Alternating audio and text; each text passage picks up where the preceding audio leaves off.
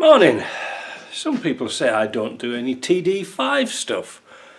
Well, here's a compromise. I've got a TD5 R380 here on the bench I was sent yesterday. Seeing it's a bit of a calm sort of a day, I thought we'd get on with it and have a look. Now, it was sent in a box from Canada, and this was the note that was sent with the email accompanying it.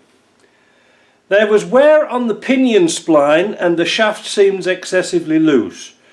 It would also grind going into first from a stop, and sometimes occasionally when shifting into second and third. I plan on putting a lot of miles on it, so I thought it would be worth it just to get it all refurbished.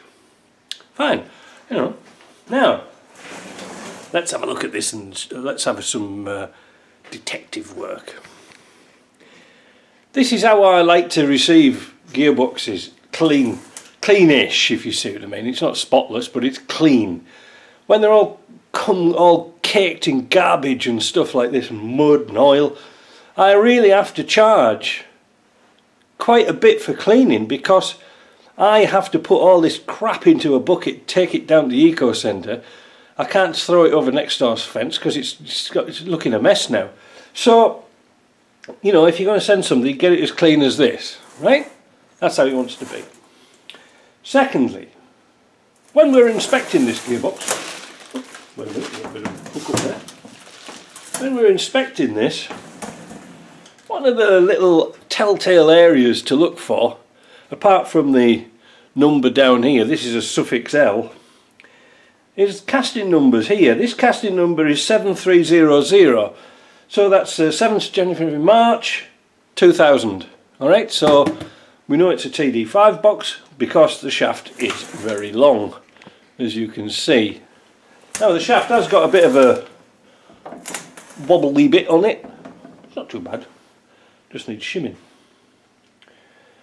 It's been drained of oil, I hope.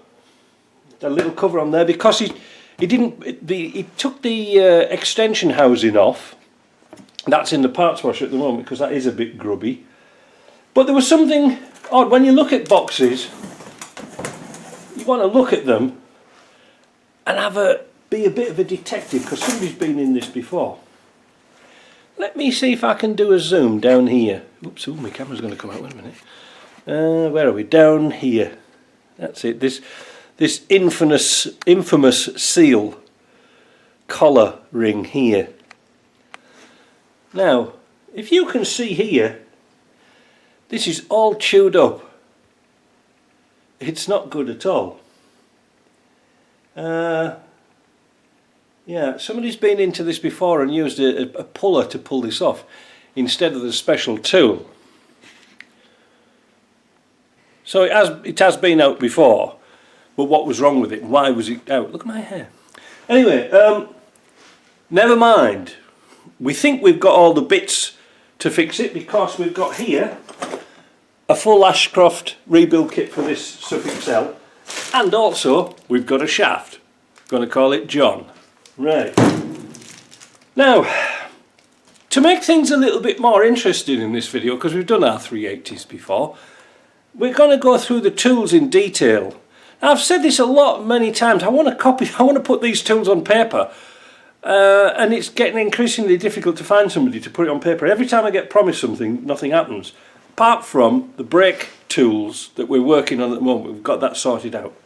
But I've got to work this one out as well. Now, I'm going to do something a little bit different. Like I say, we're going to explain the tools, and we're going to do something sort of a little bit different when we first strip this down, because the first thing I'm going to pull out is the screws out the oil pump. Now you're going to say, why are you going to do that, Mike? Well, why am I going to do that? Well, I just thought about it last night.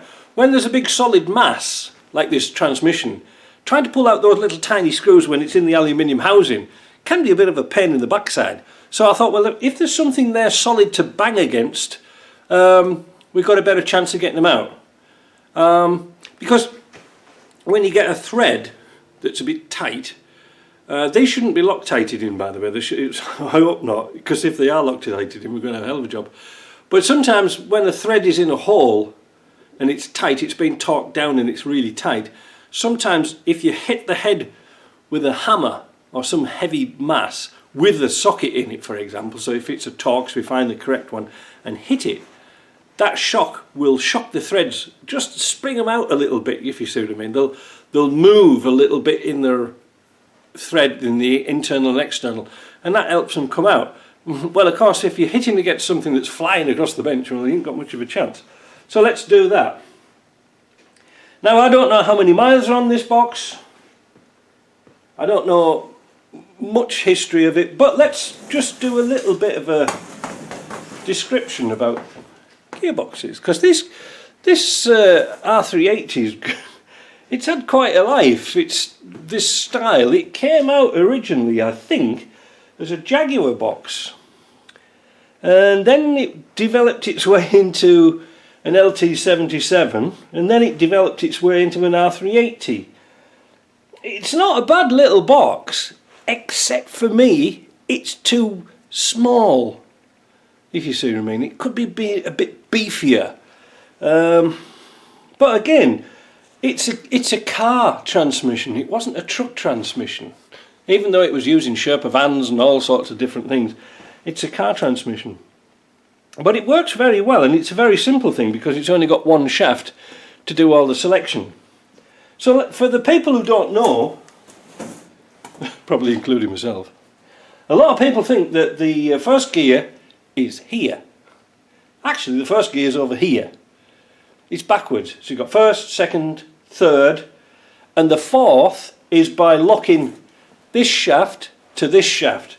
Okay, so when you're in fourth gear, these two will lock together, and then the fifth and reverse is in this bit here. Alright? So they're all sort of jumbled up, but that's the way they are, you know. But everybody seems to think first gear is over here. I mean, it isn't, it's over there. So I'm glad we got that cleared up. Let's have a look at the Ashcroft kit. This is suffix K to suffix L. Oh, I thought I got some chocolates from Dave. Shim kit. What's that? SFX KL shim kit. Okay, so we need those. We've got a nice little bag here with all the bits we've got. Now this is interesting because it... Let's get them out on the bench here, because I just noticed something. We had this discussion before with a chap from Greece. I can't remember, it's Dimitri or something like this. Anyway, so there's the seal that goes in the front. There's a new lock nut for the lay shaft. There's a gasket there for the pump when we strip the pump down. There's a seal here for the output. Now this is what was the interesting bit, and I'm seeing this quite a lot. We've got a new pair of split rings and a retaining collar that goes on the main shaft. Now my friend in Greece had a hell of a lot of problems trying to get that fitted, and I wonder if it's something to do with the shafts. We've got circlip. Surprise, surprise, we've got new bolts, as I was just mentioning, for the oil pump. 3 new Torx bolts. I think we're going to have fun alive getting those out. We've got a series of springs. These are for the synchronizing rings inside the gearbox. Now the thing is, at the moment we don't know what the synchronizers are actually like. We've got an oil seal here that goes around the oil pump, sump plug, couple of O-rings for here, and a copper washer which probably an aluminium washer which probably goes on the reverse switch. That's good. Let me put these away and we'll have a look at some more. Here we go. Bearings. Now some of the bearings on the the R380 were non-existent. Now there is Ashcroft's advertising these bearings which are a heavy duty, and I think that's what these are, because usually they come in a Britpart box and they're not as heavy duty as these. So I expect that, because this is the first time I've ever seen them. We will compare them with the ones that we take out. Same with this one. This one again goes into the end casing, and this is supposed to be a heavy duty one too. It's got more rollers in it, I believe, but again we'll compare it when we get this stripped down. We've got a new filter. This was the worst idea ever on a transmission, because the filter is inside the gearbox. You have no chance of cleaning it out like you have with an LT77. So it comes with a new one. We have got here selector rings, the brass synchro rings. They look extremely finely machined. They look very nice, pretty, but there's some things that we've got to work out, and we've got to pay particular attention when we're fitting these. These two look exactly the same, correct? They look the same, but notice there's little notches here, little cutouts, and these have got cutouts in the back. So we've got to make sure when we put these in, because there's no part numbers with them, you see, because these gearboxes have a double synchro, if you see what I mean, a double ring to make them smoother. So you've got this ring, then you've got a steel ring, then you put this one in here, and that's your full unit. So we've got to make sure we get the right ones with the right bits, if you see what I mean. It's really important. A lot of people make mistakes of putting them in the wrong way around. We've got a full set of Timken bearings, good old Tim King, and a new collar for the end. And the last thing we've got here is, oh yeah, here we are. These are all the needle rollers that go on the shafts. Now, 9 times out of 10, I don't change the needle rollers because they're good. But seeing we've got them, we've got to fit them. Alright? Now, talking about shafts, look at the shaft on here. It's perfect. It's absolutely perfect. There's not a little mark in there, nothing at all. Now, obviously this has had the hole in the gear, so it's kept it. Or is it been changed in the past and it hasn't worn, and somebody's all retrofitted the hole in the gear that goes in the transfer case. So that's just a little look through there. We don't know what we're going to get into this box. It's going to be a lot of fun, so let's put our parts away and or get them out, and then we'll get on to strip this box down.